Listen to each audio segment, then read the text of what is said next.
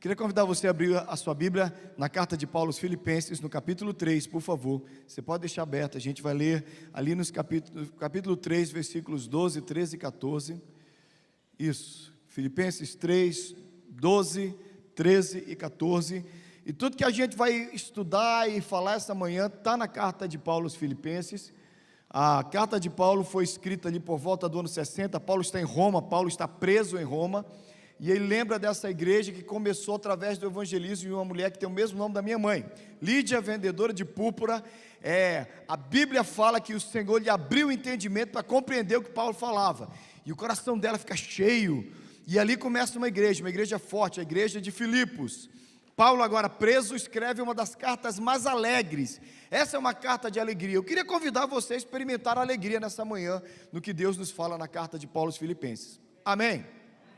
Então você fica aqui, você resiste aos demônios que começam com WhatsApp, Instagram, Snapchat, essas coisas que ficam, sabe? Elas vibram, né? Não vibra? A sua tentação é, mesmo que você vá ler a Bíblia no seu celular, fica aqui em nome de Jesus. Infelizmente essa tem que ser o pedido dos pregadores agora, porque a gente é quase assim, ó. Fica aqui em nome de Jesus. Amém? Vocês estão comigo? Amém. Não que eu tenha já recebido, ou tenha já obtido a perfeição, mas prossigo para conquistar aquilo para o que também fui conquistado por Cristo Jesus. Irmãos, quanto a mim, não julgo haver alcançado, mas uma coisa faço, esquecendo-me das coisas que para trás ficam e avançando para as que diante de mim estão, prossigo para o alvo, para o prêmio da soberana vocação de Deus em Cristo Jesus. Amém. Eu comecei a viver um conflito há um tempo atrás com respeito a essas duas palavras, porque são duas atitudes que me deixam preocupados e que não combinam conosco, servos de Cristo. Deixa eu dizer onde eu quero chegar. Me incomoda ver gente acomodada.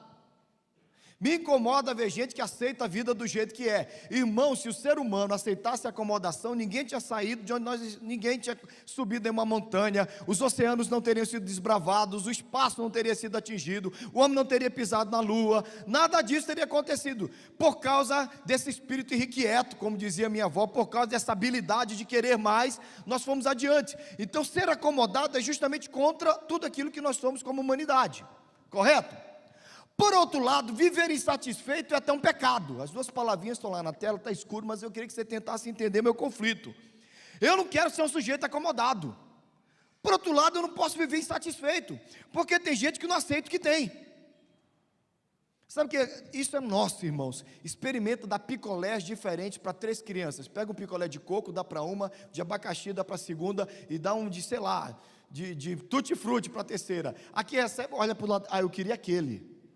Com certeza, se você pudesse voltar no tempo e inverter, ia querer o do outro também, porque o negócio assim mesmo, a gente nunca está satisfeito com o que a gente tem. Ou eu estou errado, irmãos? Então, como é que eu consigo ordenar essas ideias? Eu não quero viver acomodadamente, preguiçosamente, eu não quero ser passivo, eu não quero observar a vida passar de forma preguiçosa, até mesmo estúpida. Tem gente que vê, tudo tá bom, tá desse jeito mesmo. Eu tenho que tomar cuidado com isso. Por outro lado, eu também não posso viver insatisfeito, porque insatisfeito com o que eu tenho, eu estou reclamando do que Deus me deu. Então a única saída que Deus me deu, no meio dessa crise, foi a carta de Paulo aos Filipenses. E eu estava lendo essa carta, nessa época eu li essa carta 4 vezes, eu resolvi ler 4 vezes de uma vez. Li e voltei, e Deus me deu essa frase, que eu queria convidar vocês a viverem, a experimentar. A gente pode, em vez de viver insatisfeito, em vez de viver também ingrato, em vez de viver acomodado, eu queria convidar você a viver grato, mas inconformado. Vamos tentar viver assim? A partir do que Paulo fala aos Filipenses, você pode citar a frase comigo? Podem repetir comigo, vamos lá? As mulheres podem falar gratas, só as meninas, mulheres de Deus somente. Quem não é mulher de Deus não precisa falar não, vamos lá? Os homens... Eu acredito que essa é a atitude que Paulo espera que nós tenhamos. Aliás, essa é a atitude que Deus espera que nós tenhamos e vivamos. Eu não preciso viver de uma forma acomodada, mas eu posso estar grato com o que eu tenho. Por outro lado, eu não tenho que viver insatisfeito, mas eu posso estar inconformado. Por exemplo, aí eu quero citar alguns textos para você. Você consegue ler lá na tela? Se você conseguir ler para mim, vamos lá, um exemplo, 1,6 de Filipenses. Eu estou convencido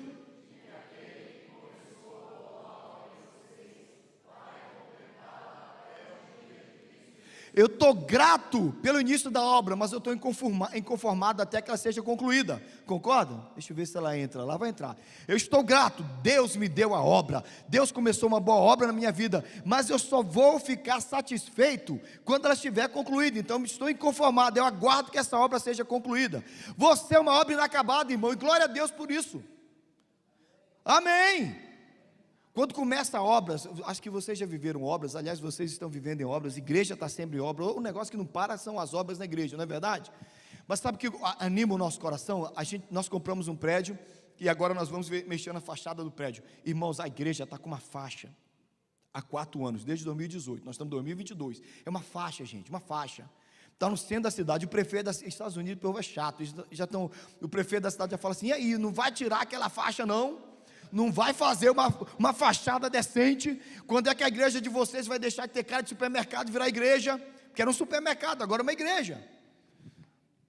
E a gente está lá mexendo, gente está feio. Mas essa semana a arquiteta trouxe para mim o primeiro teste da fachada que vai ser. E eu olhei para a fachada da igreja, eu olhei para o que a arquiteta desenhou, de mas vai ficar bonito. Não anima o nosso coração? A obra está inacabada, mas ela vai ficar bonita. Deixa eu contar uma coisa boa a respeito de você.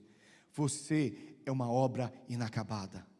Todos nós temos as nossas feiuras, mas sabe qual é a planta, sabe qual é a maquete? Aliás, a gente usa vários agora programas, né, que você consegue ver o negócio pronto, como vai ficar. Muito bem, o programa apresenta Jesus Cristo.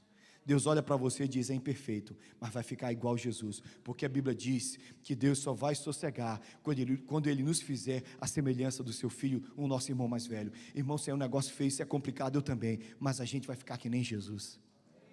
Amém? Fala para a pessoa que está do seu lado assim, anima seu coração, você vai ficar igualzinho Jesus. Não em glória e poder, tá bom? Mas você vai melhorar. Esse negócio complicado aí vai melhorar. Amém? Você crê nisso?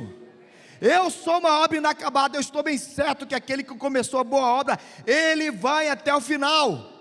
Você entrou aqui essa manhã, eu quero te lembrar que Deus olha lá do céu e faz assim para você, ó. E Ele vai apertar, e Ele vai mexer com você, e Ele vai apertar o barro, e graças a Deus que o Espírito Santo vem como água, e aperta o barro e acerta, nós vamos ficar a imagem de Jesus Cristo, nosso Senhor. Então esteja grato, porque já aconteceu alguma coisa, você já abandonou alguns pecados, amém? Já abandonou alguns hábitos, amém? Mas, você ainda não está pronto, mas Deus não deixa nada pela metade, e aquele que começou a boa obra em vocês, é fiel para completá-la. Então vamos lá, leia o número 1, grato, mas... Pois é, se você conseguir ler comigo Filipenses 2,13, eu vou ficar muito feliz. Vamos lá? Pois é Deus, tanto querer. Olha que coisa maravilhosa, Deus opera em nós à vontade. Eu sei, querido, quantos presbiterianos nós temos aqui? Levanta a mão. Quem lembra o que é tulipe? Lembra? O T da tulipe significa o quê? Total depravação. O que é que isso significa na nossa doutrina? Que por causa da queda, nós fomos totalmente corrompidos pelo pecado. A imagem de Deus foi desfigurada em nós. Entenderam isso? Ok? Então você não tem em você mesmo capacidade para querer coisas boas. Então, para início de conversa, se você quer fazer alguma coisa boa, é o Espírito Santo que está operando em você. Então quem opera em nós o querer é o próprio Deus. Desejar o bem já é uma ação do Espírito Santo. Então quando uma pessoa vem para mim e fala, mas pastor, estou tentando fazer certo, eu quero fazer certo, o bem que eu quero eu não faço, o mal que eu abomino eu acabo fazendo. Querido, isso é um conflito só de salvo, porque quem não é salvo não está nem aí para isso. Deus opera o querer em você. E o bom do chamado, da vocação, o bom da obra de Deus na nossa vida, sabe o que é, queridos? É que Ele começa a aquecer o nosso coração querendo coisas boas. Mas eu não somente estou feliz com o querer de Deus, por isso que eu quero que você leia a frase. Vamos lá, a segunda coisa, eu estou grato pelo querer que vem de Deus, mas inconformado, aguardando quem vai realizar em você o Espírito Santo. Então você precisa viver grato, mas inconformado. Eu estou grato, Deus está colocando desejos bons no meu coração, vontades boas no meu coração. Paulo, no capítulo 8 aos Romanos, diz que é a inclinação para as coisas do Espírito, fala que nós somos movidos pela ação do Espírito para fazer as coisas boas, e Ele vai realizar isso em nós, Deus vai operar em nós. Irmãos, Deus é soberano, inclusive nas ações da nossa vida, e quanto mais nós nos rendemos à ação do Espírito Santo, melhor essas coisas acontecem. É maravilhoso você ver uma vida transformada. Eu não sei se você já viu essa operação que Ivo Pitangui nenhum no mundo consegue, que nenhum cirurgião plástico consegue fazer. É a coisa mais linda que eu já vivi e continuo vivendo. Você convida a pessoa a receber a Cristo como Senhor e Salvador da sua vida. Claro que a gente sabe que é Deus que opera, claro que a gente sabe que foi Deus que o elegeu, mas naquela hora a gente faz o convite para ele sentir que ele está participando da história, a gente deixa ele feliz, né? Você não vai explicar a predestinação para ele na hora. Você quer Jesus? Eu quero, então vem aqui, filho, depois eu te explico como é que aconteceu isso. Aí a pessoa baixa a cabeça, a senhora, quando ela levanta, ela dá um sorriso maravilhoso. Gente, que operação maravilhosa, que cirurgia plástica, a pessoa muda. Você já viu isso? Eu já vi isso tantas vezes. Eu digo, o rosto mudou, aqui Jesus operou. Glória a Deus. E quem opera isso em nós? Eu estava na casa de um homem lá em Orlando, tomando café. Eu fui pregar numa igreja, e o cara falou para mim que ele era um fumante, que não parava de fumar por nada, que bebia e não parava de beber por nada, e a mulher dele, crente e firme na igreja. Sabe aquela mulher que ora? Rapaz, esse é um negócio perigoso. Se você é casado com uma mulher que ora, Deus te abençoe. A tua teimosia só tem um caminho, vai ser mudada. E essa mulher orando, eu, minha esposa, ele e a esposa dele, e ele falando, ele morava em Boston, morava na região de Boston nessa época, e a mulher envolvida com o pessoal de oração, e orando para ele parar com aquilo, e bebia, fumava. Ele disse que cedo, ele abriu a primeira cerveja, e ele colocou na boca, e ele bebia o dia inteiro. Ele começava cedo, ele começou cedo, era a primeira cerveja do dia, seriam várias ao longo do dia. Quando ele tomou a primeira, ele disse, estragada, parecia que tinha um ovo podre. Irmãos, eu não sei como é ovo podre, então, graças a Deus. Ele jogou fora, abriu a segunda, jogou fora, abriu a terceira, quase vomitou. E disse, então eu vou fumar. Colocou o cigarro, ânsia de vômito. Foi o último cigarro da vida dele. Ele desceu ao basement, ao porão da casa, ajoelhou e disse, Deus, o que é que você quer de mim? E ele disse que essas são as palavras dele, porque essa parte eu tenho certeza que eu estou contando do jeito que ele falou. E disse que uma bolha de ar quente envolveu a graça dele, envolveu a vida dele. Era uma bolha de graça que o envolveu. Ele sentiu paz, ele sentiu salvação, e ele sentiu a graça de Deus. Ele disse, nunca mais bebi, nunca mais fumei, agarrei em Jesus, firmei com Cristo, minha vida mudou. Deus opera o querer, Deus opera o realizar. Amém? Então você que está aí feliz, eu estou querendo coisas boas, então você fica inconformado, porque além de querer coisas boas, você precisa realizar coisas boas. Diga amém. Amém. Terceiro texto, vamos lá, Filipenses 1. Estou em Filipenses, não quero sair daqui. Grato, mas inconformado. Fala aí, grato, mas inconformado. Porque para mim o viver é, e morrer é. Amém? Quem lembra desse texto? Quem quer viver esse texto? Eu não vou perguntar quem quer morrer, porque ninguém quer. Outro dia eu estava dando uma volta no cemitério lá nos Estados Unidos, com uma pessoa que tinha acabado de chegar lá e disse, gente, que cemitério bonito, dá até vontade de morrer, de tão bonito. Eu disse, nem tanto, né? Empolga não, não se empolga não. Eu estou grato por esta vida, mas eu estou inconformado porque eu sei que existe uma vida melhor. Amém? Eu estou grato por essa vida. Não fica reclamando não. E não transforma isso aqui num vale de lágrimas. Gente, nós temos lutas, nós temos problemas, mas o escritor dessa carta está em Roma, preso. E ele escreve a carta mais feliz da sua vida, debaixo de algemas, ou sob algemas, vivendo em prisão. Gente, a alegria não tem nada a ver com as circunstâncias ao redor de nós, mas tem a ver com Cristo dentro de nós. Amém? Então eu estou grato por essa vida. Talvez não seja a vida que você sonhou, mas é a vida que Deus decidiu que você teria. Mas tenha certeza que o melhor vem por aí. Eu lembro de uma mulher que estava em estado terminal, estava morrendo, chama o pastor da igreja, e essa é uma visita dolorosa, os pastores sabem disso. De tudo que a gente faz na vida, o mais difícil é visitar uma ovelha que você ama, que vai embora. A mulher já recebeu o pastor com uma lista: pastor, está aqui os hinos que eu quero que cantem no meu culto de ofício fúnebre. Essa estava pronta. Esse é o texto que eu quero que o senhor leia. O pastor, amém. E pastor, no final de tudo, não deixa ninguém colocar nada na minha mão no caixão, nem terço, nem cruz, nem rosa. O senhor coloca um garfo na minha mão. O pastor pegou a listinha e disse: minha irmã, entendi tudo, eu não entendi o garfo. Tá bom, vou cantar os hinos, vou ler o texto, vou pregar, vou fazer um sermão em cima desse texto. Mas por que vamos colocar um garfo na sua mão? Você está morta, vamos colocar uma flor. Aí ela disse: pastor, por muito tempo antes de conhecer Jesus, eu andei pelos shelters, pelos abrigos dessa cidade. Eu não tinha onde dormir, e nas noites frias eu ia para lá, para aquele lugar, para ganhar comida de graça. Então, depois que eles serviam o alimento, eles diziam: nós vamos recolher os pratos, mas segurem os garfos, porque hoje tem bolo de chocolate. E eu sabia que quando eu segurava o garfo é porque vinha o melhor do dia. Pastor, quando todo mundo ver um garfo, quando todo mundo estiver enxergando um garfo na minha mão e eu estiver no caixão, fala para elas que eu estou segurando o garfo porque o melhor está chegando. E o melhor está chegando mesmo. A gente precisa continuar pregando sobre isso.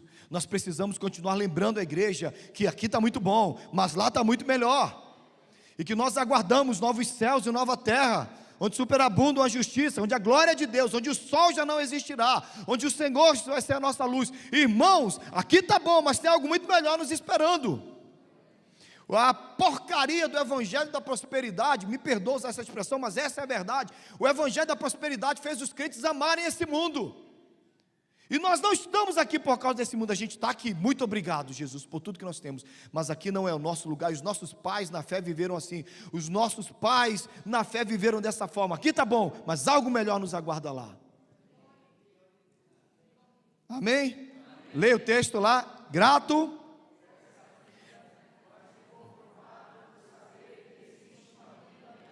Esse é o Paulo, grato mas inconformado. Quarta coisa: eu sei o que é passar necessidade e sei o que é ter fartura. Aprendi o segredo de viver contente em toda e qualquer situação. Vamos ler comigo, depois das reticências? O meu Deus suprirá todas as necessidades de vocês de acordo.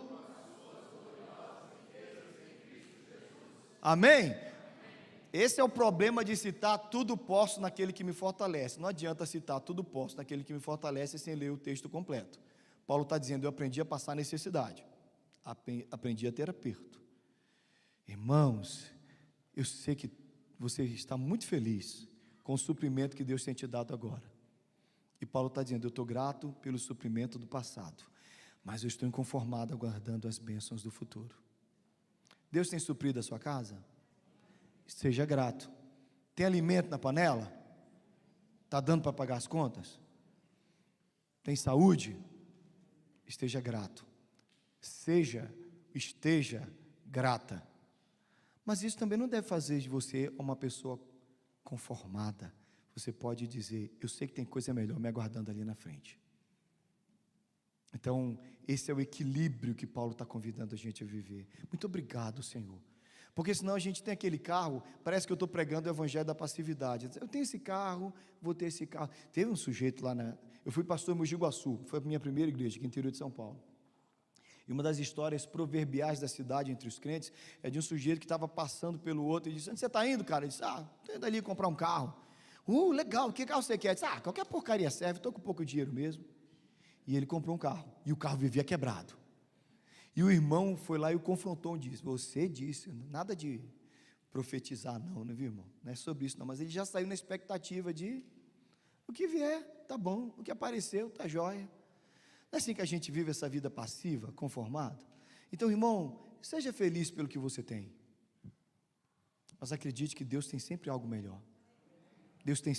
Ninguém ganha do nosso Deus em generosidade. As bênçãos desse momento são maravilhosas, mas Deus tem coisas melhores a cada momento para nós. Por quê? Porque o meu Deus, segundo a sua riqueza, há de suprir cada uma das vossas necessidades em glória, segundo o suprimento que vem do Senhor Jesus. Amém? Vocês estão comigo? Qual é a frase da manhã? Amém, vocês aprenderam, vamos lá, como? Então eu chego no ponto da mensagem, eu preciso acabar essa mensagem daqui a pouco. Como é que eu faço para viver assim? Porque eu disse como você pode viver, como você deve viver, mas como é que eu faço para viver desse jeito? Porque parece bonito na teoria, né? Na teoria, irmão, olha, gente, domingo de manhã é muito fácil viver o evangelho. O pastor é bonitão, o clima é gostoso. Os crentes estão tudo com roupa de ver Deus. Você já viu que a gente coloca aquela roupa de ver Jesus? Né? Uns mais, outros menos, né? Irmãos, o evangelho e você notou que parece que a gente tem uma chavinha, uma chave da espiritualidade, quando a gente cruza aqueles santos umbrais ali, onde os diáconos santos, parece que a gente vê o diácono, a gente já pega a chavinha e faz assim, ó, vai para o modo, não é modo avião não, é modo santo, modo presbiteriano, canta assim, Senhor te quero ouvir tua voz, aleluia, até espremer um pouquinho, até uma lágrima cai aqui, saiu, pega o seletor e fala assim, opa, agora não, aqui é o capitalismo selvagem, a gente puxa o tapete de quem precisa, não, aqui não, agora não vai fazer de besta não, mas lá na igreja, eu sou um cordeirinho de Jesus. Irmãos, uma das coisas maravilhosas sobre a nossa fé protestante e reformada é que nós não fazemos essa diferenciação, não tem secular e não tem profano e não tem santo. Para os santos tudo é santo, para os servos de Deus tudo é espiritual, trabalhar é espiritual, fazer a limpeza da casa é um trabalho espiritual, vender é espiritual, pegar ônibus é espiritual, tudo na nossa vida tem a ver com Deus. E você perdeu a chance de dizer amém. Se é assim, então você sai desse modo e você precisa vir para o modelo não só do teórico, mas do prático. Pregação boa de domingo eu sei na segunda-feira. Eu só vou saber se isso aqui valeu a pena para a sua vida amanhã de manhã. Então como é que eu consigo ser grato e inconformado ao mesmo tempo? Sem ser um sujeito acomodado e sem ser uma pessoa insatisfeita. Como é que eu consigo? Eu acho que Paulo nos deu a fórmula. Vamos lá? Pode ler comigo? Chega aí. Chegou não veio, chegou, vamos embora, irmãos, não penso, já o tenho alcançado, mas uma coisa faço, esquecendo das coisas que ficaram para trás, e avantando,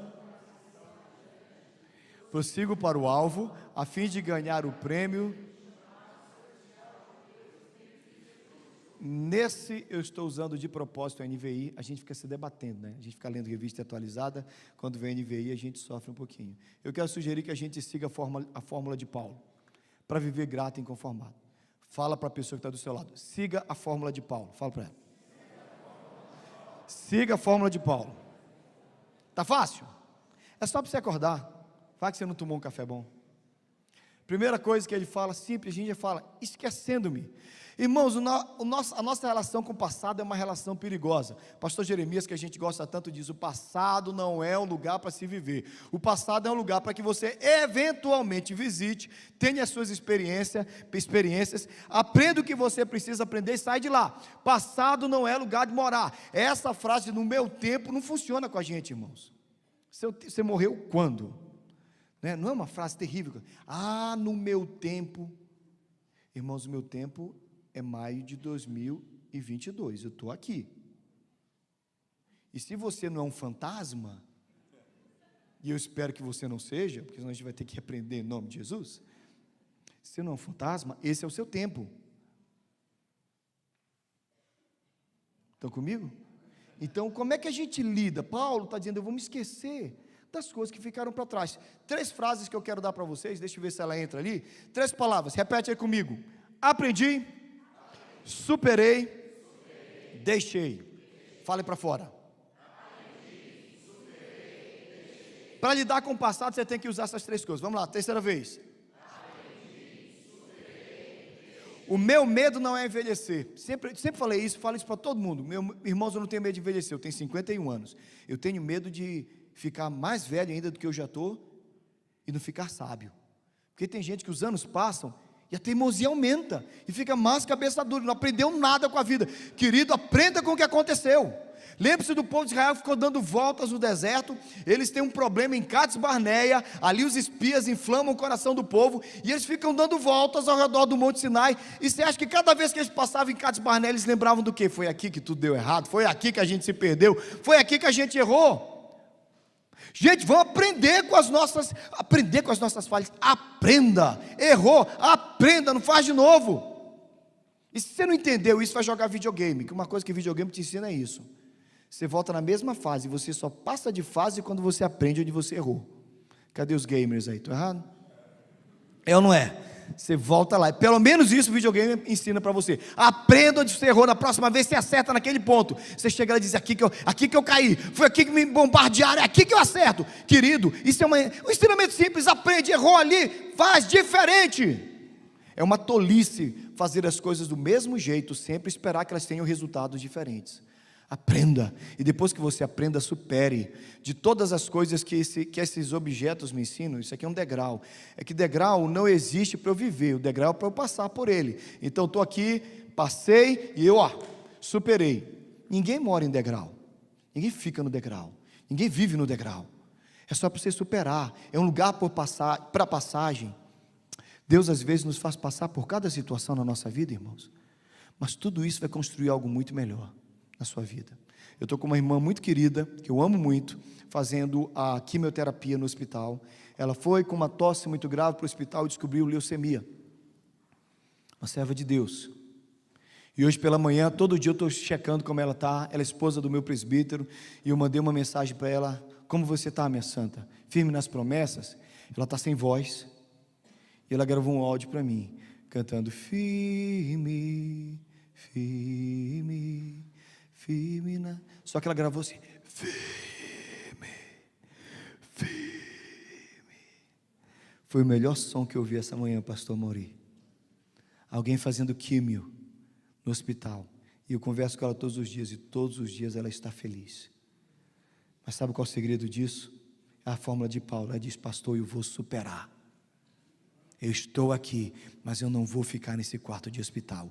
Eu estou passando por essa situação, estou aprendendo o que eu preciso aprender. Foi a primeira coisa que ela me disse: vou superar e vou deixar isso para trás. Fique firme nas promessas do Senhor. Aliás, esse talvez seja o grande segredo da vida. É você olhar para a promessa e dizer: fiel é aquele que prometeu, e é certo que Ele fará, e o que Ele falou, Ele não vai voltar atrás. Amém? O meu pastor que me enviou ao seminário, vou pregar na igreja dele hoje à noite, a igreja que me enviou ao seminário presbiteriano do Sul, lá em Campinas, uma igreja muito crente. O meu pastor, filho de uma mulher crente. Sabe uma mulher que ora? Já ouviram falar de mulheres que oram? Estou falando isso para vocês entenderem. É a segunda hoje, viu, minha irmã? Se você não entendeu, não repito mais. Fica ligada aí. Ia para a festa, estava no pecado, vivendo uma vida terrível, vivia os pecados mais horríveis, e a mãe ficava em casa orando, e a mãe orando por ele. E um dia quando a mãe voltou, e um dia quando ele voltava, aliás, um dia não, todos os dias quando ele voltava, a mãe o recebia. Não tinha briga, não tinha discussão, não tinha larga essa vida. A mãe recebia. Quer comer alguma coisa? Não quer. Meu filho, vamos para o quarto. Colocava no quarto. Ela disse que ele deitava, ela o cobria, colocava o lençol ou o cobertor até aqui em cima, dependendo do período do ano. Abria a Bíblia, que ela não deixava sair da cabeceira. Ele desviado, irmãos, do pecado, drogas, promiscuidade, tudo que você possa imaginar. Ela abria aquela Bíblia, lia o texto todo, colocava a mão na cabeça dele, não brigava. Ele dizia que isso era pior que uma briga. Colocava a mão na cabeça dele. É verdade. Se ele tivesse sentado: miserável, desviado, pecador, nada, não tinha nada disso. Ela fazia melhor. Trazia para o quarto, cobria, colocava a mão na cabeça, depois orava assim: Senhor Jesus, abençoa meu filho, ele é teu servo. Quando terminava, ela dizia: meu filho, você é um homem de Deus, você ainda não sabe disso, mas você é um homem de Deus. E ele dizia: isso era pior do que qualquer briga. Mas sabe o que aconteceu? Esse homem foi alcançado pelo Evangelho, foi trazido para Cristo, é pastor, já enviou mais de 30 pastores para o seminário, porque tinha uma mulher orando por ele. Mas essa mulher sabia que aquilo ali era aparência, ela tinha uma promessa de Deus. Deus havia falado para ela: esse menino é um homem de Deus, esse sujeito fedendo a bebida é um homem de Deus. Então lembre-se de ficar firme nas promessas. E o que é que você está vivendo agora? Aprenda, deixa, supere, saiba que Deus tem coisa melhor para você no futuro. Esteja grato com o que você tem, mas inconformado. Amém? A segunda coisa na fórmula de Paulo, e eu estou terminando, dizem que essa é mentira de todo pastor pregador, né? Estou acabando. Avançando adiante. Avançando para as coisas que diante de mim estão. Irmãos, alguém já disse, e eu amo essa frase: o segredo da vida é movimento. Você notou que tudo foi feito para estar em movimento? Aliás, tudo isso aqui só existe porque os átomos estão em movimento. Concordo? Na verdade, se você for olhar, tudo é um grande vazio. É a vibração dos prótons e dos prótons e elétrons ao redor dos nêutrons, e nessa velocidade tão grande que faz com que haja atrito e contato. Se não fosse isso, os químicos que me corrijam, não tinha nada. Está tudo em movimento. Você nesse exato momento está viajando no universo. Nós viajamos ao redor do nosso próprio eixo, estamos viajando numa velocidade absurda ao redor do Sol. Está todo mundo em movimento, menos algumas pessoas que elas conseguiram parar. Você conhece gente assim? Que bênção, aleluia, Deus, querido, eu sou um pouquinho agitado, não sei se você percebeu, só um pouquinho. E uns dias atrás eu estava pregando na igreja, e por algum motivo eu fiquei usando essa expressão em inglês: move on, mova-se, mova-se. Tinha um brasileiro, era a segunda visita dele na igreja, o cara ficou com raiva de mim.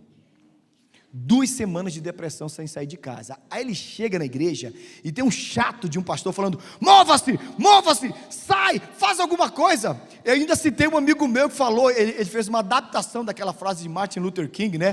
Que ele falou, esse meu pastor, ele adaptou a frase do Luther King assim: você tem um alvo, pega um avião e vai para lá. Ah, não tem como ir de avião, vai de barco. Pega um trem, pega um carro, vai a pé. Não dá para ir a pé, você mira na direção e cai para lá. Mas pelo amor de Deus, faz alguma coisa. Mova-se! Rapaz, esse homem ficou com raiva de mim. E ele me conta isso 2 semanas depois, que ele saiu e falou para a mulher dele: nunca mais a gente volta nessa igreja. A mulher: mas você gostou do pastor semana passada? Mas hoje eu odiei. Cara chato, mova-se, ele não sabe o que eu estou passando. E ele voltou para casa com mais raiva de mim. Só que ele sentou, deitou, aliás, né? E falou assim: cara, respirou, acalmou o coração. Quase que a professora, porque a esposa perguntou: tá calminha? Ele falou: agora estou. Aí ele disse assim: rapaz, esse pastor doido está certo. E ele teve uma atitude: disse, mulher, pega o carro. Estava desempregado há 3 meses, por causa disso entrou em depressão. Pegou o celular e saiu pelas... Marlboro está cheio de caminhões de construção. Brasileiro mexe com...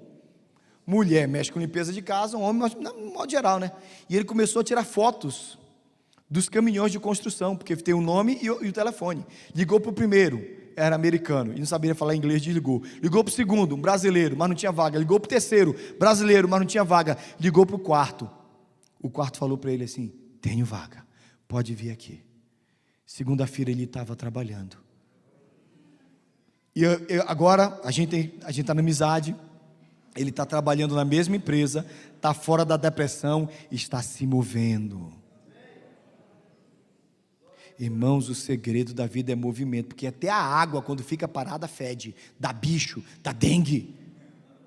Então, com todo respeito a você, bora, vamos andar. Paulo diz: eu estou me esquecendo do que ficou para trás, eu estou avançando porque está diante de mim. E a última coisa, esse é o último ponto agora é, eu tenho um alvo, gente. Não, é presbiteriano, tem que ter 3 pontos, no finalzinho tem que ter 3 pontos. Eu esqueço-me das coisas que ficaram para trás, eu supero, eu deixo, eu aprendo, depois eu começo a me movimentar, e eu tenho um alvo. Porque se movimentar por nada, se eu sair ali, vou sair, vai para onde? Eu não sei. Bem, se eu der uma volta no quarteirão, já valeu, né? Não tinha alvo. Então não basta se movimentar, tem que se movimentar na direção de um alvo. E essa é uma geração perigosa, porque a gente trabalha demais, mas a gente não sabe o que está fazendo. Paulo diz, gente, eu não luto como que desferindo socos no ar. Gente, você está indo para onde? Você está fazendo o quê? Talvez uma das ilustrações que mais alegram a minha vida, pastor Mauri, é que um homem que estuda, né, as relações sociais, resolveu passar numa construção onde 4 homens construíam a mesma parede. Sua mão está pegando fogo hoje, né? Eu falo rápido pra caramba, estou ligado. Não, na minha igreja o cara falava assim, rapaz, eu melhorei muito depois do senhor, pastor.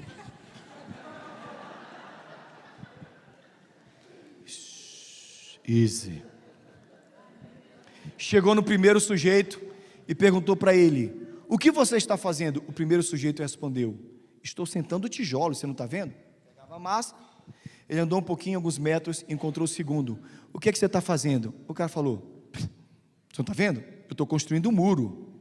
Ele disse, ok. Andou mais alguns metros, encontrou o terceiro pedreiro e perguntou, o que você está fazendo? Ele disse, eu estou construindo uma casa.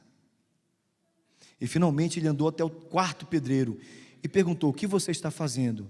Ele disse, eu estou preparando um lar para que pessoas sejam felizes aqui. A diferença entre aquele primeiro e esse último é enorme. Embora todos estejam fazendo a mesma coisa, sentando tijolos. Sabe qual é o nosso problema, irmãos? É que se eu sair aqui para essa igreja fazendo algumas perguntas, eu vou ouvir coisas mais ou menos assim, o que você está fazendo? Vim na igreja, eu assisti o culto, eu gosto do pastor Mauri, eu gosto da Penha. Só isso. Você está sentando tijolos, embora seja relevante, mas não é suficiente. Tem que existir um pouco mais nessa vida. E uma das meninas que mais alegrou meu coração foi uma enfermeira que converteu, mudou de vida, largou tudo, fez profissão de fé. Aí um dia ela chegou para mim, pastor, é só isso? Eu disse, só isso o quê? Não, eu já aceitei Jesus, já fiz a minha profissão de fé, já fui batizada, estou firme com Deus, tem que ter mais. Eu disse, aleluia, tem muito mais. Você precisa de mais. Não sente tijolos, não construa paredes. Descubra qual é o alvo de Deus para a sua vida, porque isso faz toda a diferença. Por isso eu termino dizendo que visão e foco são fundamentais. Ninguém vive sem visão e sem foco. Eu não vim aqui pregar porque eu gosto do pastor Mauri. Eu vim aqui edificar a vida de vocês. Eu saio da minha casa com foco. Se alguma coisa que eu falei mudou a sua vida, valeu a pena. É meu foco, é meu alvo. Eu não, vou cumprir tabela. Eu não. O pessoal da minha igreja, pastor, tem dia que você sobe no púlpito, parece que você vai para uma guerra. E é assim que eu me sinto mesmo. Eu preciso mudar a vida desse povo. Eu não mudo, mas quem muda é o Espírito Santo. Mas eu tenho que chegar lá com sangue nos olhos.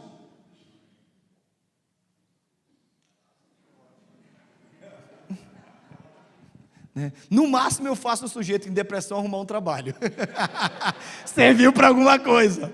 Movimento exige visão e foco. E aí sim você está indo para o alvo. O que é que você está fazendo nessa igreja? Tem ministérios nessa igreja que não estão acontecendo porque você não descobriu a visão. Você está aqui por um motivo. Você não foi chamado para sentar no banco. Esse homem precisa de ajuda, aqueles homens precisam de ajuda, os ministérios precisam de ajuda. E sabe, é muito bom ser crente quando a gente descobre o que é que a gente está fazendo. Não fica sentando tijolos, descubra que Deus tem um ministério para você aqui. A alegria da vida do crente é achar um ministério e servir a Deus nesse ministério. Aí faz sentido. Não importa o que os outros estão dizendo, sobra tempo para olhar, mas tem uma teia de aranha ali em cima, mas a zeladora da igreja está terrível. Mano, está sobrando tempo para ver a teia de aranha, você precisa de trabalho. Estou errado? Mas o gasofiláceo hoje não está legal, peraí. Irmão, tem diácono na igreja para isso. Você cuida da sua vida. Deixa o gasofiláceo em paz. Diz amém. Arruma um trabalho nessa igreja. Você precisa trabalhar. É sério, irmãos, quando sobra tempo para criticar o que os outros estão fazendo, você não está trabalhando. Tem ministério nessa igreja, não tem, pastor? Então você vai achar um alvo, e esse alvo vai alegrar o seu coração, e não vai dar tempo. Acho que a última coisa que eu tenho para te dizer, para a gente concluir, entrevistei uma mulher, lá no programa que a gente tem lá na igreja, falando sobre, a filha dela tem ossos de vidro, já quebrou a perna, braço várias vezes. Lá em Massachusetts eles estão colocando pequenas ligas de metal dentro dos ossos, para que os ossos não quebrem. Eles saíram daqui do interior de São Paulo, Rio Claro, foram para os Estados Unidos, moram lá com a gente. Ele é super envolvido com a igreja. E um dia uma pessoa chegou para ela e falou assim: vem cá, você não fica deprimida não, com a sua filha tão doente desse jeito? Ela olhou para a pessoa e disse: eu não tenho tempo para ficar deprimida, minha filha. Estou trabalhando para minha filha melhorar. Olha que resposta. Eu não estou criticando a depressão, doença, porque ela existe, porque ela é real. Por favor, não entenda mal o que eu estou dizendo. Mas, gente, às vezes a gente está vivendo uma vida miserável, sofrida, porque a gente não está fazendo aquilo que a gente foi chamado para fazer. Acha um alvo. Você precisa de um alvo. Você precisa de um ministério. Acha um alvo. E se não tiver, você procura o pastor da igreja e diz: pastor, preciso fazer alguma coisa. Ele vai te dar trabalho, eu garanto para você. Amém? Então eu preciso estar grato. E para que eu esteja grato, mas inconformado, eu esqueço o passado, eu começo a andar, estou em movimento, eu acho um alvo, e essa se torna a razão da minha vida. Que você tenha uma semana muito grato a Deus, mas também muito inconformado com o que você tem, aguardando aquilo que o Senhor vai fazer na sua vida. Queria convidar você a curvar a cabeça e fechar os olhos. Se você puder, dá uma analisada na vida rápida, para um pouquinho, pensa aí. Tem coisa boa? Diga obrigado a Deus. Muito obrigado. Obrigado, Jesus. Obrigado pelo meu trabalho, obrigado pelo meu emprego, obrigado pela minha casa, pelo carro que eu dirijo. Muito obrigado, Senhor, por tudo que eu tenho feito até agora. Agradeça, seja grato. Se é crente em Cristo Jesus e um coração grato, honra o Senhor. Amém? Agora comece a exercitar a inconformação, mas inconformação do jeito que Paulo nos ensina. Eu estou grato com o que eu tenho até agora, mas inconformado aguardando o suprimento do futuro. Eu estou grato pelo querer, mas eu estou inconformado porque eu sei que o Espírito vai realizar. Eu estou grato porque Deus começou a boa obra, mas eu estou inconformado porque eu espero que ela seja concluída. Esteja grato, grata, mas inconformado. E que essa inconformação se transforme em oração, se transforme em ação, em movimento, em clamor. Que Deus mude a sua vida, que Deus transforme a sua história. Senhor, muito obrigado pela igreja da Penha, pela igreja abençoada da Penha. Obrigado porque tem gente grata aqui, Senhor, eu posso ver nos olhos deles. Gente feliz, gente que está honrando o Teu nome por tudo que o Senhor tem feito na vida deles. Mas eu sei também, Senhor, que o Senhor está gerando inconformação no nosso coração. Essa inconformação que nos faz agir, esquecer o passado, começar a andar, a prosseguir para frente, adiante no plano que o Senhor tem para nós, buscando o alvo, o chamado que o Senhor tem para a nossa vida. Senhor, derrame nesse local, em nome de Jesus, vocações e chamados. A alegria do crente é uma vocação, a alegria do cristão é um chamado, a alegria de um servo do Senhor é cumprir aquilo para o qual o Senhor nos chamou. Sentir que é uma ferramenta que não está presa na caixa, mas que está funcionando, que está sendo usada para a Tua glória. Senhor, usa-nos. O Senhor pode usar qualquer coisa, usa-nos para a Tua glória, usa essa igreja para o Teu louvor. Abençoa esta comunidade, minha oração, no nome forte de Jesus. Amém? Ufa, acabou.